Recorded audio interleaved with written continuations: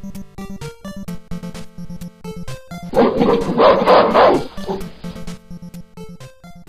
is going on, everyone? It is Bobo Mac here, and today we are looking at the Mezco King Kong of Skull Island action figure. Noticed in my introduction that I didn't say 112 because there's no cloth goods. He's not the standard 112 price. Mezco just kind of snuck this in and was like, hey guys, we can also make fun monster figures.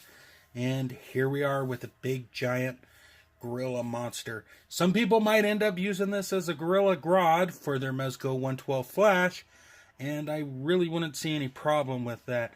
As for the figure itself, though, I'm really satisfied. He's fun. I think he's fun because he's not traditional to Mezco right now in this day and age, because, you know, their focus is the cloth goods and whatnot. So he's got a strange curiosity to him when you hold him in your hands, because you're like, wait a minute, this guy didn't have any like soft fur or anything. It's all sculpted. And speaking of sculpted, let's just start with that head sculpt. Now he does have an alternate head sculpt, but I'll cover that in accessories. This head sculpt actually looks really cool. It's Mezco's own little spin on the classic King Kong.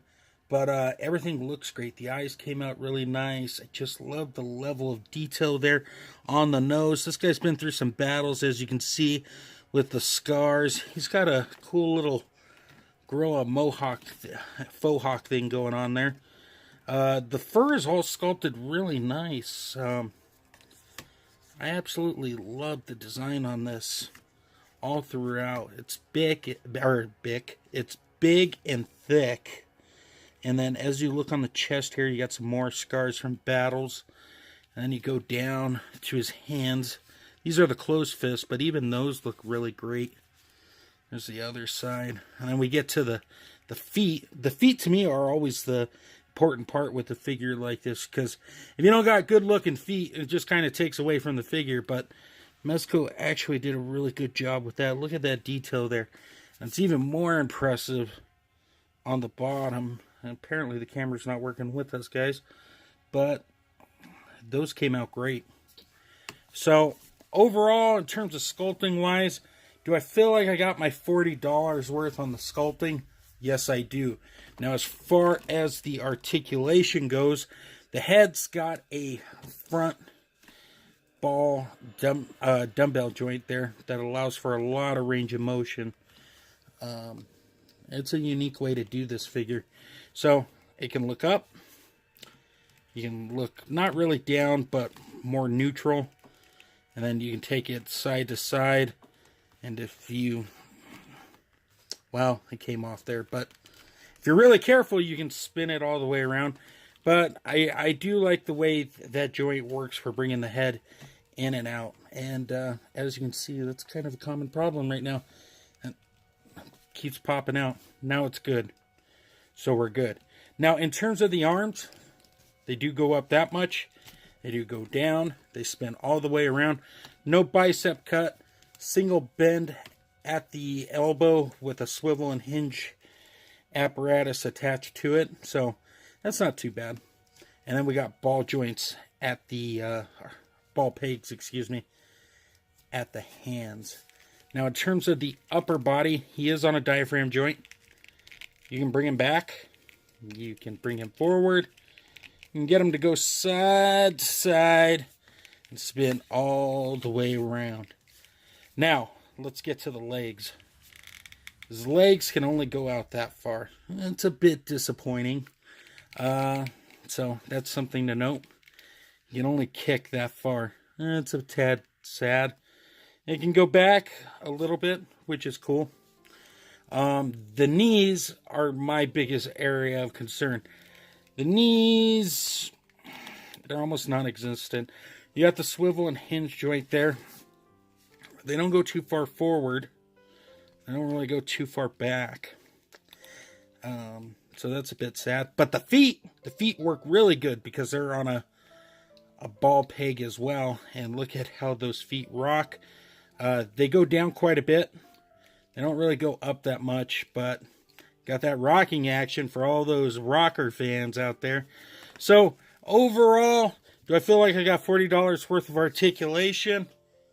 Yes and no. When it comes to the lower body, it could have been done maybe a little better. I don't know. I do know that I wish the legs would have moved a little further back and forwards. But at the same time, I get why it's done the way it is for sculpting reasons. So that's my take on that. The feet work tremendously. I really have no complaints about the upper body at all, really. Those all seem to work really fine for me. So there is that.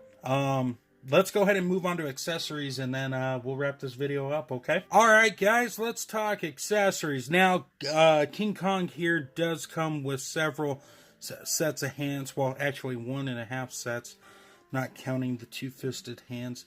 We have a open gripping hand, and then we have another open gripping hand. And all the hands are done well. And then we have this tight gripping hand. And the reason I'm bringing this up now is what you do is just unplug it and then pop it in and you're good. And the reason for this is that we have this blonde bombshell here in her nightgown screaming. And why is she screaming? Well, it's quite simple, folks. King Kong has snatched her up. And he holds her quite well. And she's scared. You turn her around. Turn him around. You can sort of get him to look at her. If you position it right. Like right there. Looks a lot better. But that's a very cool accessory set. And then another accessory set we get are these chains. These giant metal looking chains. And this one's open, but it has the same principle as the Mezco 112 Frankenstein. All you have to do is pop it off and pop it on.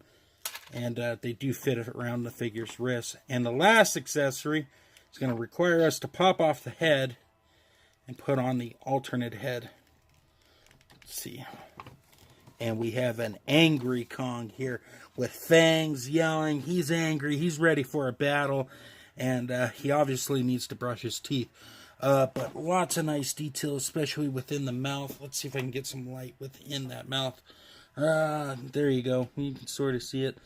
Very cool job on Mezco's part. Everything came out fine. So overall, very satisfying amount of accessories. Let's do a quick size roundup real quick and wrap this video up. Alright guys, here we are with our size roundup. In the middle, of course, we have the Mezco King Kong. To the left, we have a Diamond Select Pacific Rim robot figure. And then on the other end, we have our black and white NECA Godzilla, which will probably work really great with the PX version of this guy, who also comes with a dinosaur head and bone. But as far as the mainstream, I guess, quote-unquote, release of this guy, I definitely do enjoy him. I think he's pretty cool. I probably won't be picking up the PX version, to be honest. I'm more than happy with one Kong figure. I don't know if I need a black and white one. As far as the black and white Godzilla goes, that's a friend of mine that I borrowed for this review. But hopefully that size scaling does help you out in determining whether or not you want to purchase this guy. Personally, I dig the figure. It's something a little different than what we normally get with the Mezco line of products. So that is very cool. I believe they're doing an 18-inch as well. So if you're into that, be on the lookout for that once it drops. But hopefully this review helped you determining whether or not you wanted this guy or not. So thank you for stopping by. I really do appreciate it. It does mean a lot for anybody to come here and see what's going on and taking time out of their day. So thank you guys. Of course, I have a whole bunch of links in the description below. If you get some free time, head over to undercovercapes.com for all your geekiness in the podcast verse. And go check out Extreme Dash Sets today over at extreme-sets.com. And other than that, guys, a quick slideshow at the end. I wish I had something a little better for the slideshow. I just don't have diorama pieces that really fit these characters. I know there's a lot of cool people on Instagram that do. But with that being said, take care, everyone. Until next time, great googly moogly.